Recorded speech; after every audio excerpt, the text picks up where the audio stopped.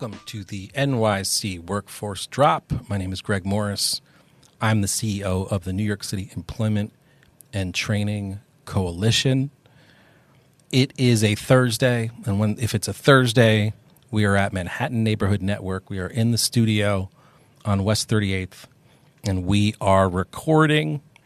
I want you to be aware before we start today that as I was walking down this block, and this block, which I've mentioned before, is a fascinating block. It's the block before the Javits Center.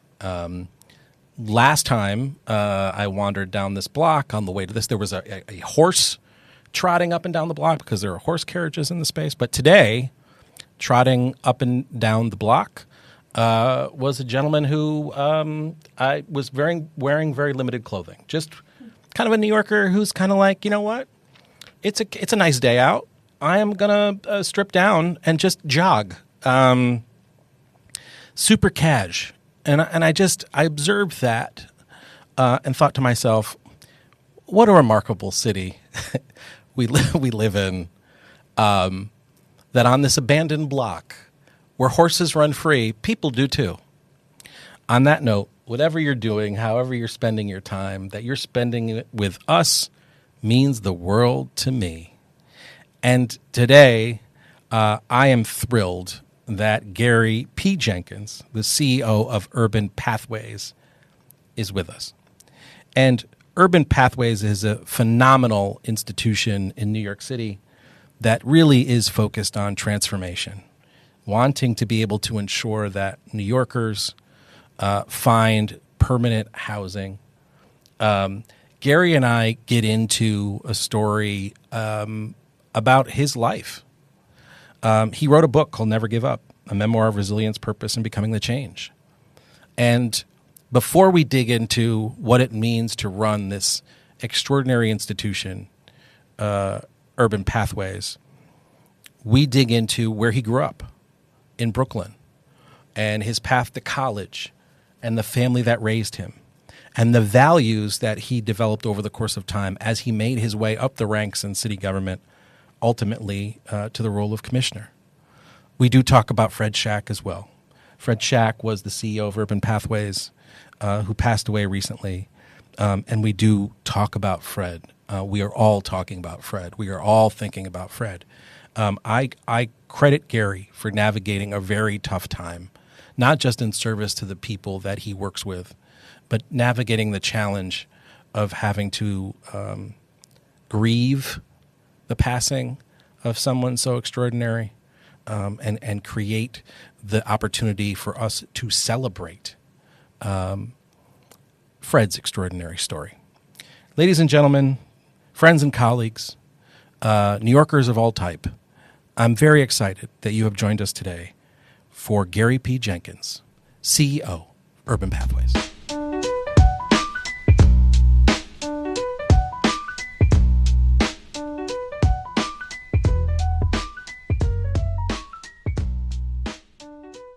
Gary, thank you for being here. It's great to see you in person.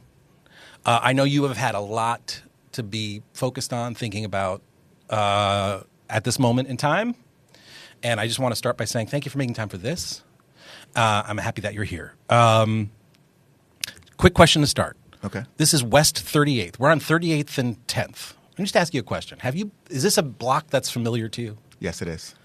Tell me why. My office is located on 38th and 8th Avenue. You're welcome. See how I made this easy I appreciate for you? that. And thank you for having me here today, Greg. I'm thrilled. And by the way, I think this is going to be a series of conversations because Okay. I suspect you will continue to have things to talk about as your career continues to evolve in all the ways that it does and it is. And I'm so glad that you're close by because we can make it easy. Right. Up the block. Up the block. I'm here. Call me back anytime. Anytime. True story. When I take on this role 3 years ago as CEO of the New York City Employment and Training Coalition, I have experience in education and employment. I have experience with job development. I have experience in career engagement, different communities, different neighborhoods. What I don't have experience with is really how the inner workings of city government works. What I mean by that is oftentimes, I think in the nonprofit space, we have engagements with the city council. We're reacting and responding to RFPs. Procurement is a challenge, of course. Right. But I just was like, I'd really like to know how it is that things move, get done, activate, et cetera, right? And when I was making the rounds and I was like, who should I be talking to? Your name came up over and over. Okay. Like legit was like, did you talk to Gary? Chuck Gary yet? Did you talk to him yet? Is it happening? Did you meet him yet? Did you talk to him yet? And I was like, this dude, he doesn't know me. So we finally connect. Yes. Right? Meet at Junior's. We have Yeah. breakfast at Junior's. Yes, we did. I remember that.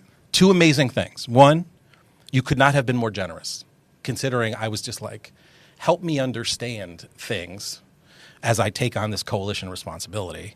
And also you put me on to the idea that there's a lot happens at Junior's. Now, I knew Yes, Junior's. yes. There's a lot going on at Junior's. There's a lot going on at Junior's restaurant. And by the way, Downtown Brooklyn. Downtown Brooklyn. And by the way, ever since then, when I do my breakfast, my meetings, you know where I do it at? Downtown Brooklyn at Junior's. You know it. Yes. You know Great. it. Great. You were very, very kind to make time for me to talk about a little bit about how you thought things worked or how things could be better. And that meant a lot to me. And I've carried that around since. But the best part of all of it, honestly, was you saying to me, anytime I can be helpful, I'm there. Yes. And as I dug into your book, Never Give Up, which I dug into, your Right. book, a memoir of resilience, purpose, and becoming the change, I get throughout the course of this book your desire to be there for folks in your life, for folks that you know, for communities that you've been connected to. Is that a fair starting point? That is a fair starting point for sure. Where did the idea for the book come from? When was it the first time you said to yourself, I should put my words on paper? Probably a number of years ago, but Yeah. I was so scared to actually do it. Right? Is that right? You're telling. I told my story, and I was like, "Wow! First of all, is it going to resonate with others?"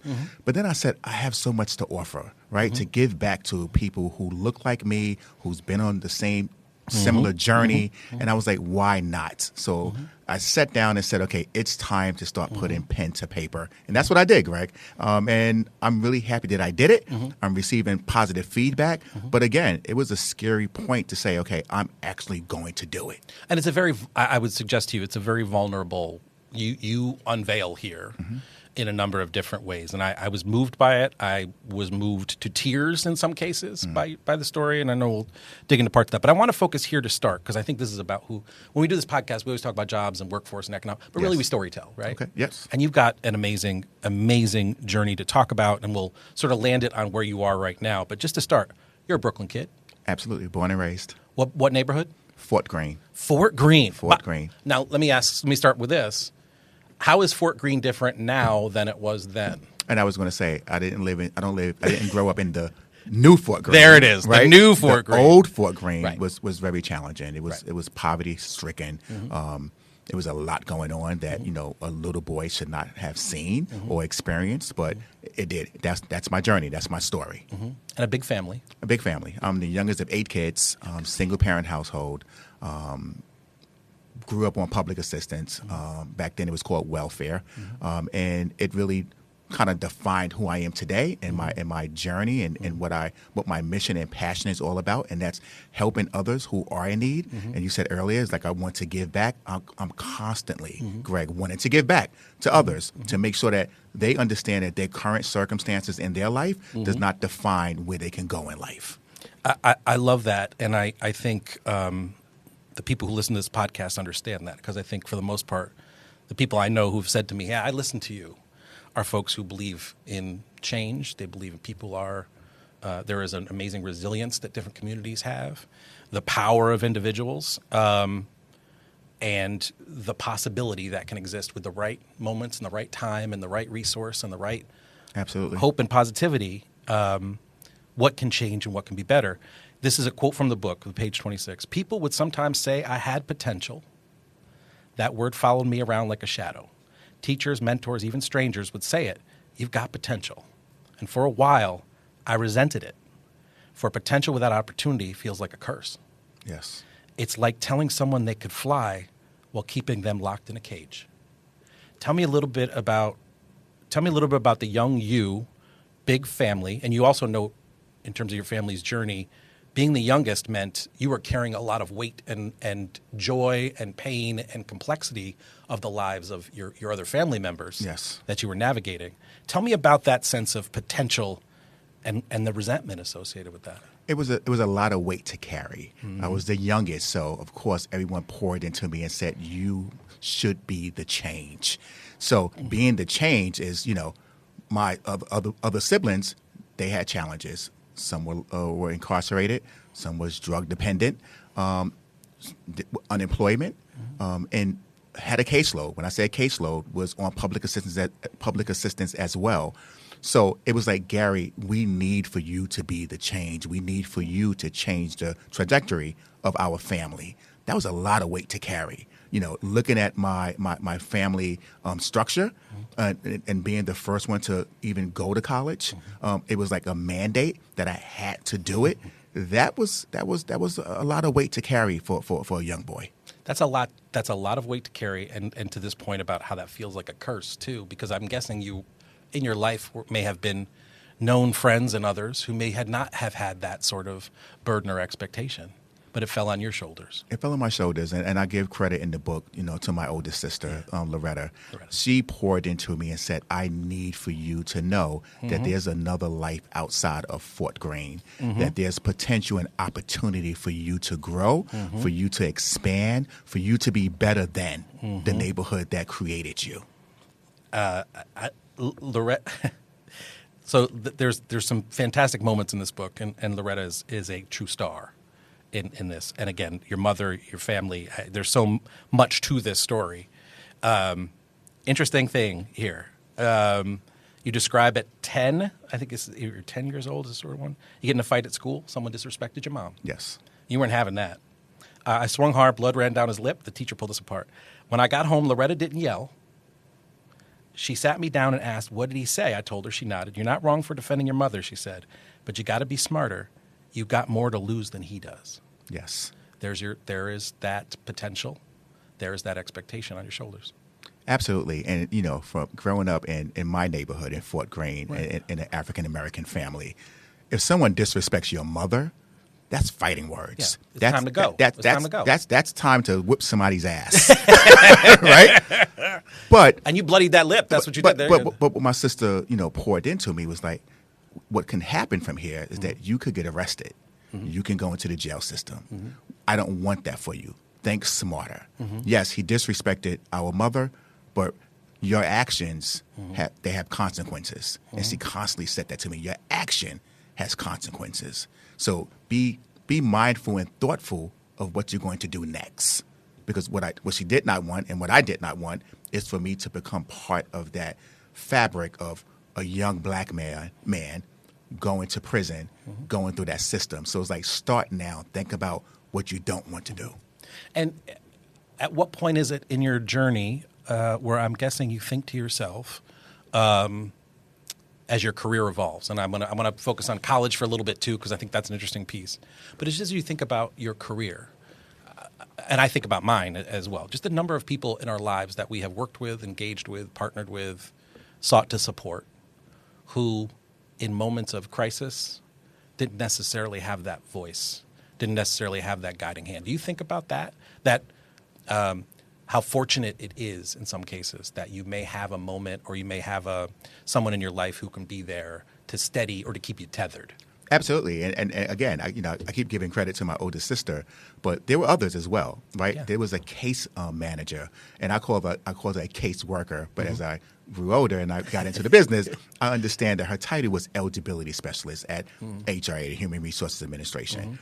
She said to me, "Gary, I need for you and I want for you to be better. I don't want you to come down here and open up your own caseload." And how you don't do that is getting further in your education. Really think about college. Come down here and get a budget letter so you can bring to the financial aid office and you can get the aid that you deserve, not that it's being given to you. You deserve the financial aid. And that resonated with me, Greg. And at that point in time, I was like, I'm going to go to college and I'm going to come back and I'm going to get into her position to be an eligibility specialist. And eventually I did.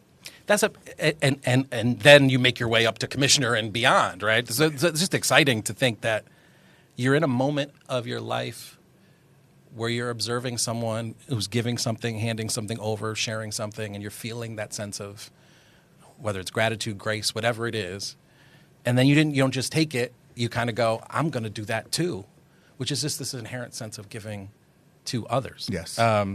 Which is extraordinary. I and the book deep dives into this, and I want to talk about this moment of, okay, you're surrounded by people who are offering, or not surrounded, but you have people in your life who are giving you guidance and resolve, your own internal resolve as well, that's pushing you forward. You talk in the book a little bit about you were at SUNY Oswego. SUNY Oswego. Shout out to Oswego. Yes. And this is an amazing, first off, if you haven't read the book, and I encourage everybody to, you frame the book, it's your story, but it's every chapter is sort of framed as a lesson and guidance and a reflection that the reader sort of, I think, observes not just as a narrative, but as a, let me give to you my wisdom. Yes.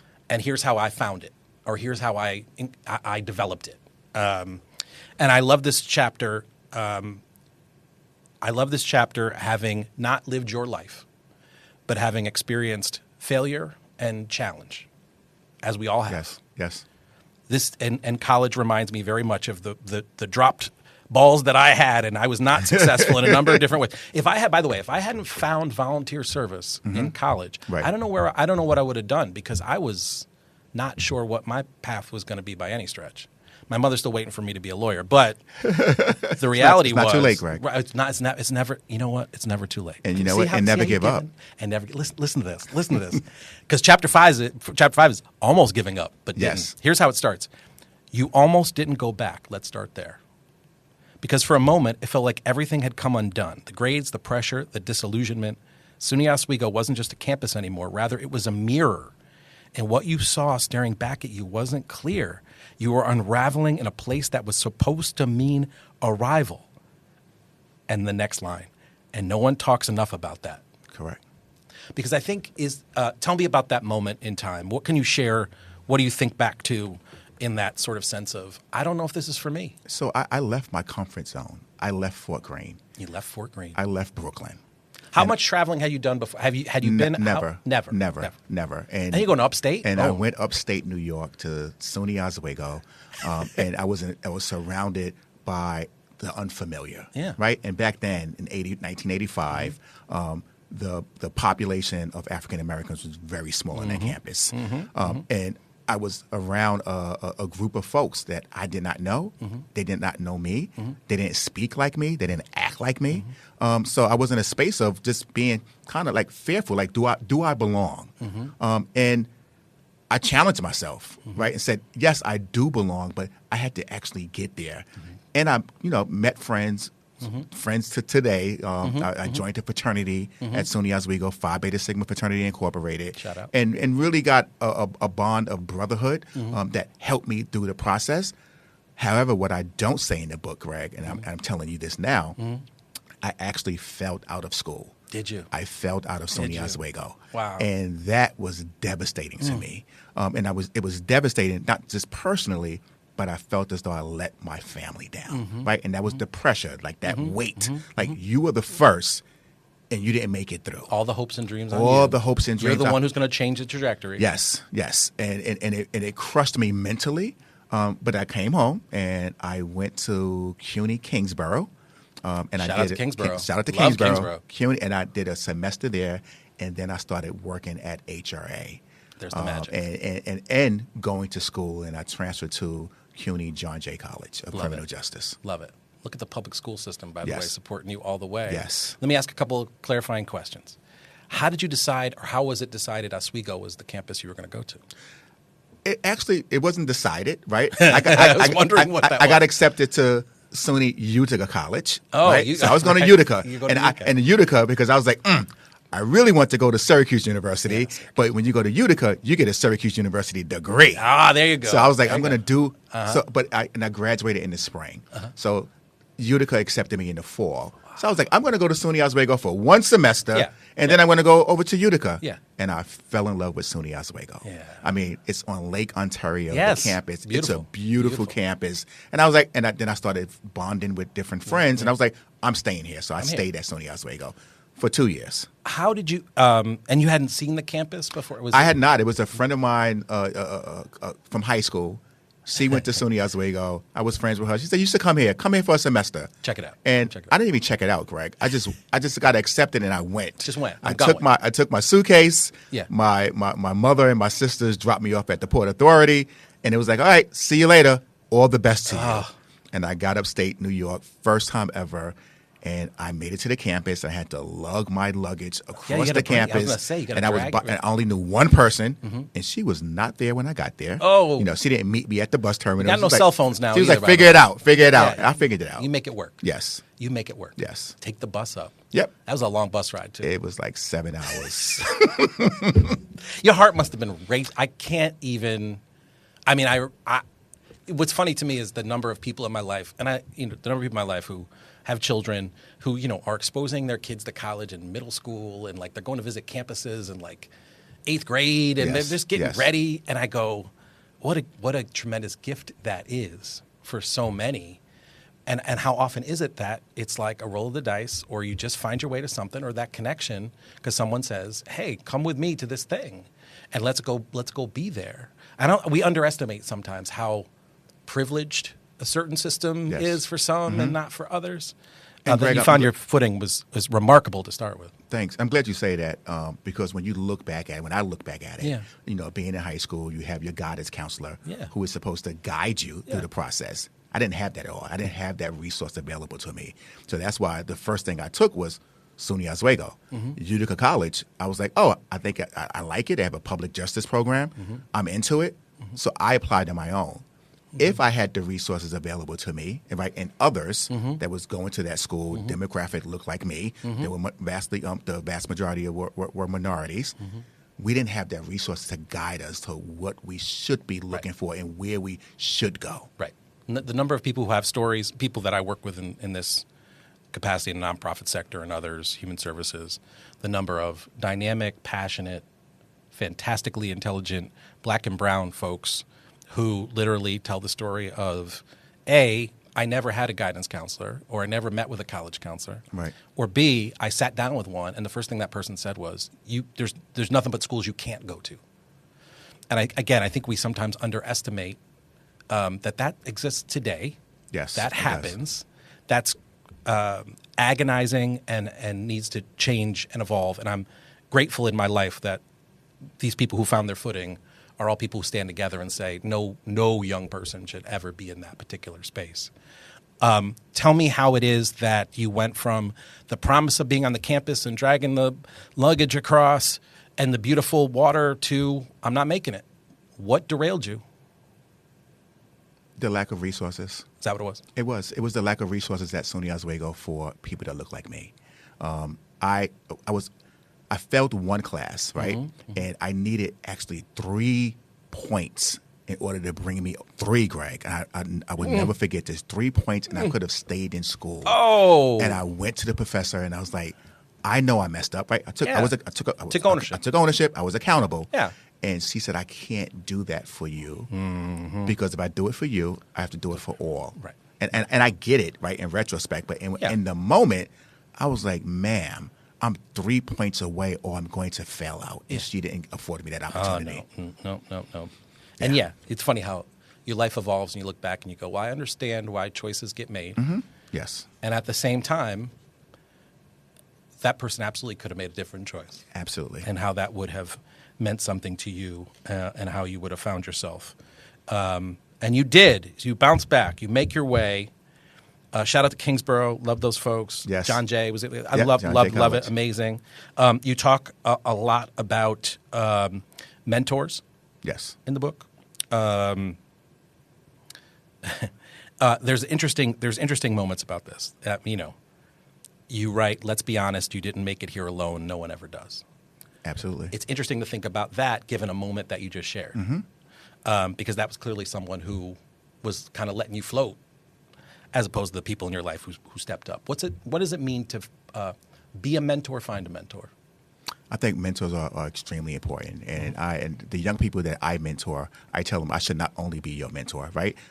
You need other mentors in your life as well because they bring something, a different knowledge base to help you get to where you're going. And I think it's extremely important. I have 3 beautiful daughters. They're all adults now. But I say, hey, I definitely, mom and dad, we're your mentor. That's However, right. there are other professional mentors that's out there that you should be seeking. And I tell folks, look for mentors. They shouldn't look for you. Go to them. Find out who they are, what qualities they have that you want to possess, and build that relationship with them. So luckily for me, it started with Loretta. It started with my fraternity brothers. But I also professionally, I started looking at folks that had skill sets that I did not have. And I said, I want to learn from you because I want that skill set in order to advance my life and for me to advance others. Love that. You also add a note here that says in the book, sometimes that mentorship came from books. Audre Lorde, James Baldwin, Bell Hooks, writers who named your experience when no one else could. They said what you were afraid to say. They told the truth. They didn't sugarcoat the cost of becoming, and you read their words like sacred scripture. Absolutely. Have you always found that in books? I have. I love reading. I love taking in knowledge. I love seeing the world from another person's point of view. Let's move to the climb. And is this correct? At age, 22? 22. At 22 years of age, you say something along the lines, because now you're working for, was it DSS, HRA? What is HRA. it? HRA at the time. And you say at 22, I'm going to lead. I'm going to lead. I'm going to be commissioner. You said that. I said it. What gave you that sense? It's purpose. I wanted to give back to others. I wanted to lead an agency that helped my family when we were living in poverty, and let little boys and girls know, right, black and brown, you can be whatever you want to be. And it was personal for me because, again, we grew up on public assistance. So I wanted to make sure that I was sitting at the table helping to draft legislation, policy, being at the table to help families who are in need of the services. And I said, before I leave, and I made a promise to myself, before I leave this place, I want to become commissioner. Now, Greg, you're 22 years old. You have a lot in your mind. You say a lot of things. You say a lot of things. And you get a lot of opportunities to move to other agencies. Sure. Go to nonprofit. Go to for-profit. Absolutely. And I was like, no. And my friends were like, you're crazy for staying there. They don't pay you well. And it wasn't about the money. Yeah. It was about the purpose. Yeah. Right? It was about giving back to those families, those individuals who are going through hard times. And I wanted to be an example for all of them. And you didn't arrive. This is the way you write about this. You didn't arrive at 55. Rather, you became at 55. I love that. I love the way that's framed. And I say that because at 55, that's when I became the commissioner for the Department of Social Services. So I was arriving there from 22 years old. I knew my journey. I knew eventually what I wanted to do and how I wanted to lead. So I became commissioner at the age of 55. Now, some, right, would say at 55 years old, you have some commissioners that became commissioner at 38 years old. Yeah. But they had other opportunities available to them. That's right. I started at the bottom. Now I'm here, but I started at the bottom. I started as actually an ACS. I was a house parent, and then I transferred over. It was promoted to an eligibility specialist, and then I went through every level at HRA. I became an eligibility specialist. I became a PAA, which is a first level supervisor. Supervisor 1, Supervisor 2, Supervisor 3, Staff Analyst, Associate Staff Analyst. Then I became the Assistant Commissioner, Assistant Deputy Commissioner, the First Deputy Commissioner, the HRA Administrator. Thank you, Grace Bonilla. Shout out to Grace Bonilla, who's been on the pod. She promoted me, and then I became Commissioner. You worked your way up every level of this journey. I mean, that's what that is. Yes. And that expression of, lifting while you climb, I guarantee you during that pathway you were supporting everyone along the way. And I'm curious, as you look back on those roles and you think about the people who do those roles now, do you feel like you still have those skill sets? Absolutely. I never get disconnected, and especially from the frontline staff. So as I moved up in DSS, Department of Social Services, I made sure when I went to go visit those locations, I didn't beeline to the director's office. I stopped. I spoke with the clerks. I spoke with the eligibility specialists, the supervisors, the maintenance staff, because I was there, and I never wanted to forget where I came from. What do you think New Yorkers should know about DSS that they don't know? That they are hard-working public servants. They don't get paid a lot. They stay a long time at those agencies, and they really believe in the work and they want to help others. So the stereotype of, a city worker are lazy, they are not lazy. They work extremely hard on behalf of New Yorkers. In some of the most complicated, complex situations imaginable, and their responsibility is to navigate those things. Nothing in DSS or throughout city government is perfect. Absolutely. There are always gaps. There are always issues. There's always things to, want to repair or seek to repair. I'm just curious, as you think about that, lessons learned along the way. In terms of the journey, having undergone every role along the way, are there specific things that you think about now? Like, I'm glad I learned that lesson then. Or is there something that you think to yourself, I know this works? Like, you've already highlighted the idea that you make an effort to get to know everybody, right? You never stopped from wanting to engage with so that's a lesson. What else is there that you feel like you draw from? And I don't necessarily want to. You talk a little bit about failure in the book as well, in a number of different ways. But I'm just curious, what are things is there anything particular you think to yourself, I learned some lessons along the way that stick with me now? I learned that you have to work not just, going up and not pleasing your superiors or being there for your subordinates.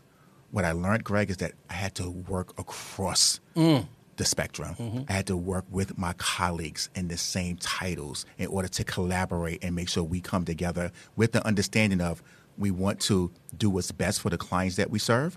We want to do what's best for the staff that work with us. And I never say they work for me, they work with me. Yep. Knowing that that's critically important. So I tell folks who are moving up the ladder now, don't forget to look at your colleagues on the same level. That's right. You're not an island. You're not. Your colleagues together. And more often than not, the systems that we're talking about have to be interwoven and interconnected.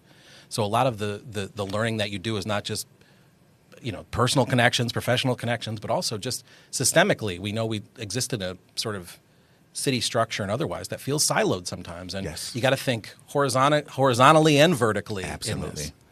Interesting. I will mention this. I was very lucky in my career to work with Rich Bury. Yes. Look at you had a big smile when you said that. Because I was just communicating with him last night via text. Immense respect for him. I worked at the door for 10 years. Rich brought me on at Children's Aid. I think I was one of the first people he brought on board, special assistant and then his chief of staff. Something always stuck with me in my time with him, and I think you'll understand this, and it connects to this conversation, I think, in general. I distinctly remember the first time Rich called me a colleague. Yes. I reported to him. We worked on things. He was literally saying to me, I want to turn the ship like this, and this is how I want to do it, and you have this job and this responsibility. But he kept calling me a colleague. Yes. And I don't know why. I don't know if I had ever quite heard that before. That sense of you're in it together. Yes. And speaking of being in it together, tell me about the current role. Tell me where you are right now and the journey that you are on. Now, I know that the transition from city gov to the nonprofit space. Yes. Urban Pathways. Tell me how things are, and we'll spend some time digging into the hard stuff about the recent loss, Fred Shack, who the sector is still reeling. Yes, we are.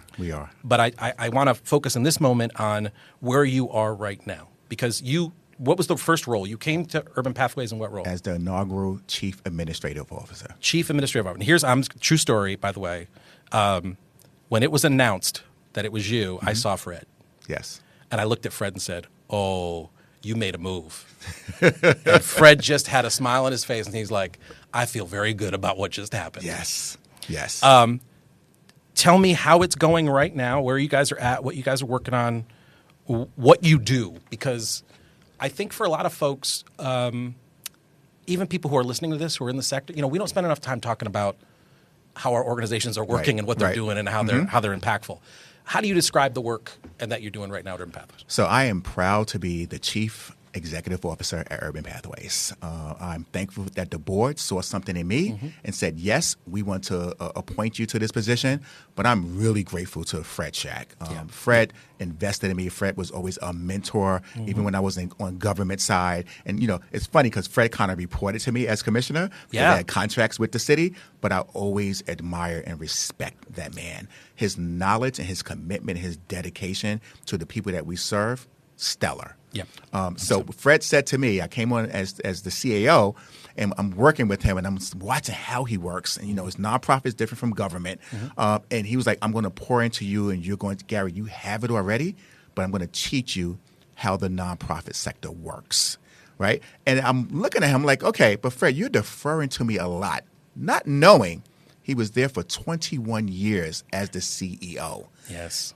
He said to me, when he announced that he was stepping down, I feel good about it because now I have someone with the same passion, the same drive that I know I'm going to leave my organization in good hands. That floored me, Greg. It had to knock you. I can't even fathom what that. Because for Fred to say that about me meant the world, and he meant it because Fred did not say what he did not mean. No, anybody who knows him right now is laughing because they're like, "Oh, Fred would not say anything just for the sake of saying it." And he wouldn't say anything at all. No, but exactly. but he said it, and he said it to our team, which it wasn't this private conversation with him and I. It was, I feel good because Gary's here now, and I know that the organization is going to be placed in good hands. So that was deep. That was amazing. I love what we do at Urban Pathways. When Fred was looking for the CAO, he reached out to me and said, hey, if you know of anyone, Gary, let me know. Now I know what Fred was doing. I was like, okay, fine. I'll let you know, Fred. I'm going to look around. I know a lot of people. I went home to my wife and I said, babe, I'm not looking for anyone. This is the work that drives me. Urban Pathways deal with single individuals who are unhoused, with mental health concerns, with challenges like the rest of us, and they provide those on-site services. So we have 2 drop-in centers in Manhattan. We have safe havens throughout Brooklyn and the Bronx and Manhattan. We have our permanent supportive housing units where we provide on-site services to those individuals to make sure that they're on a road to stability. We do that each and every day, and we do it with care and compassion. I love what we do. We have committed staff. Our clients, I tell my staff, the clients are not here and the residents are not here because they want to, but they need our services. So let's deliver top tier and make sure we always put them first. We are a housing first approach organization. I really believe that if you put a person with a roof over their head and then you provide the supportive services, now they're on the road to be successful. So let's give them housing first and then look at all the other complex issues that they may have that we should and do address. Yeah, and the idea of having the roof over your head as a starting point so that I don't have to worry about that, or that's not my first condition that I am concerned about. Yes. Which is related to safety, security, comfort, lots of different things. Folks who aren't in the work sometimes think their starting point is, well, you just need to give somebody a place to stay. Right. And based on your history and your experience and your team, and that's not what it is. It takes more than that. It's different than that. It is. And I think Fred, and I know you're carrying this forward, the idea of trying to do what you can do for folks who have really for a long time been in a space where the idea of finding comfort and safety and a roof over their head takes work. It does. The idea of, I remember some interview that Fred did, is someone sort of asking, like, can we ever solve the homeless population problem, or something like that. And he's like, these are people, A. Everybody deserves a place to be, B. We can actually pay for it if we do it the right way. But C, some things take more time than others, and actually we know what that means. Yes. And I carry that with me in this work as we go forward. What do you are obviously very excited about this opportunity that you're in right now and where it's headed and where it's going. How are you feeling about this administration right now in support of what matters to you? So it's early in the administration, right? It's early going. January, early in the going. It's early in the going. We're in April, going into May. What I'm hearing and what I'm seeing, I have hope. I really do. Mayor Mamdani bringing in the right people with the right skill set, with the right passion and focus and dedication, I think we're going to be in a much better place than where we were last year, 2 years ago, 4 years ago. So I'm excited about what I'm seeing, and I'm hopeful, but I'm very cautious. Yeah. I want to see it first. You wrote, and we'll sort of begin to wrap up on this. You wrote something in the book about systems. Systems are slow to change, not because they're complex, but because they're built to protect the status quo. You understood that. You understood that systems are just people, rules, habits, and fears codified and repeated. You didn't just want to tweak policy. You wanted to alter culture. You saw how outdated protocols silenced innovation. You saw how decisions made in isolation disempowered those closest to the front lines. And you saw how residents were treated like problems to manage instead of people to support. Yes. Your advice and your guidance to this administration? You feeling hope? I'm feeling What do hope. they need to do now to support your vision?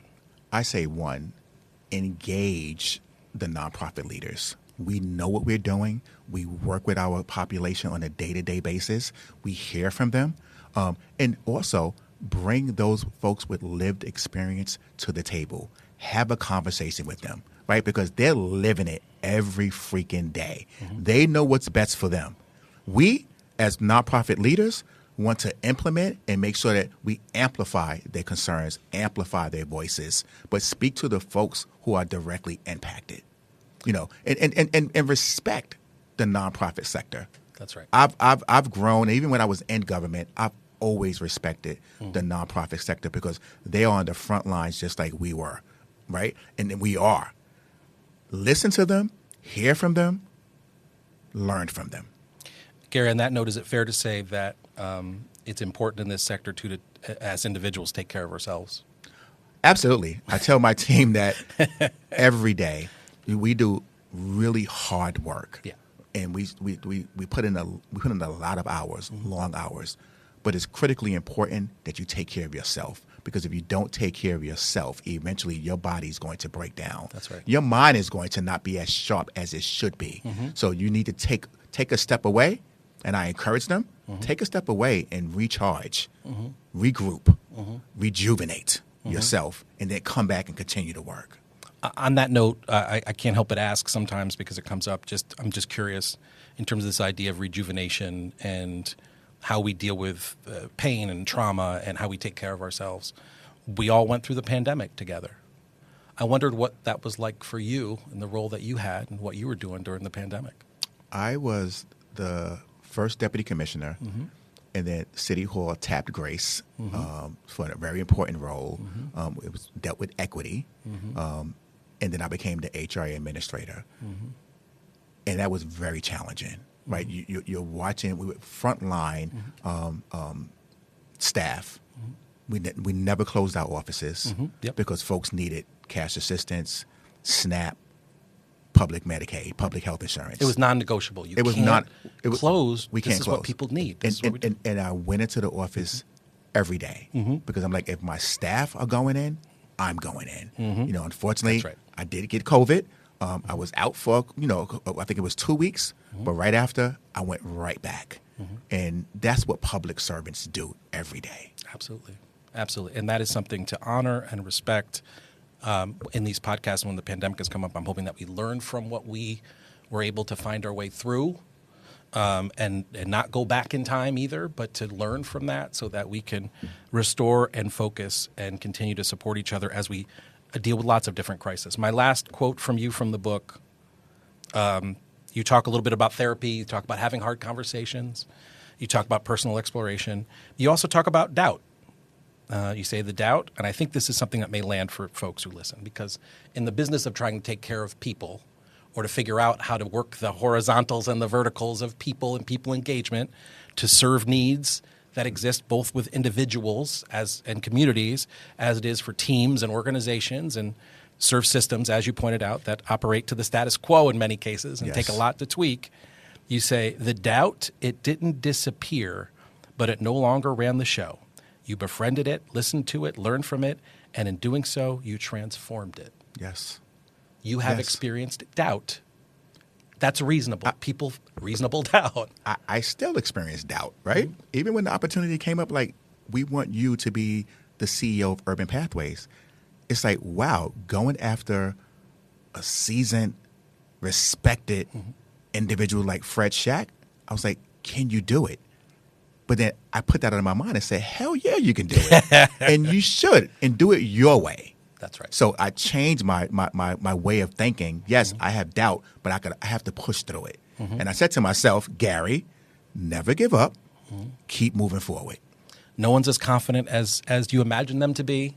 We're all just trying to figure it out day by day. The idea of befriending the doubt, understanding it, and pushing, relentlessly pushing, and knowing you're not alone is the way to get by. Gary, this has been an absolute pleasure. I know you got to go get to a ribbon cutting. You got stuff going on. I don't want to mess with that. Yeah, so the ribbon cutting. The clock is ticking. Tell us about that, and let's get you out of here. That's next Tuesday. We have our ribbon cutting for a brand new 79 unit building, supportive housing in the Bronx. We are so excited about it. You know, we're going to have on-site services for these individuals. They're going to move in, right, from the street, from Department of Homeless Services to a brand new unit. I went there. It's amazing. We have a beautiful courtyard. We're going to make sure that folks feel empowered so that knowing that their lives can move forward. We're celebrating that same week, we're celebrating our 51st gala, where we're going to have a beautiful program at Chelsea Piers at the Lighthouse. We're going to raise a lot of money. And what we're raising that money for, it's going to and towards the individuals that we serve. And we're excited about it. I'm excited about it. I'm excited how we're going to transform the folks that we serve, their lives. I love that. I love that you were on this journey. I love that we are colleagues in this work. I love that you were willing to tell your story in all the ways. If you have not gotten the book, people, I'm telling you, never give up. It's a memoir of resilience, purpose, and becoming the change. Gary, thank you for being who you are and the work that you do and everything that's ahead. I look forward to seeing all the pictures from the ribbon cutting. Yes. I look forward to hearing all the stories because, you know, a lot of this is about storytelling. Yes, it is. And I'm hopeful that everybody who finds their way in that space is an example to the rest of the city, how we can do this, not just there, but we can do it in lots of places. Thank you so much, Greg, again for having me. I appreciate you, brother. Listen, you're close by, so we're going to do it again. Yes. Okay. Have me back. I'm willing.